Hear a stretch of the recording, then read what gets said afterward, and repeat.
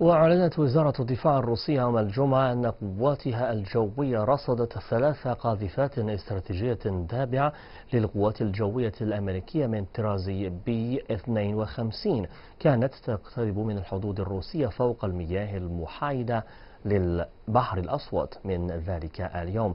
ومن أجل منع الطائرات العسكرية الأمريكية من التعدي على المجال الجوي الروسي، أرسلت روسيا 4 مقاتلات من طراز سوخي 27 و4 مقاتلات من طراز سوخوي 30 لاعتراض القاذفات الأمريكية. الجدير بذكر أنه غالبا ما تصل طائرات الناتو الذي تقوده الولايات المتحدة إلى القريب من الحدود الروسية للقيام بأنشطة استطلاعية، فيما تعارض روسيا دائما ذلك بشدة.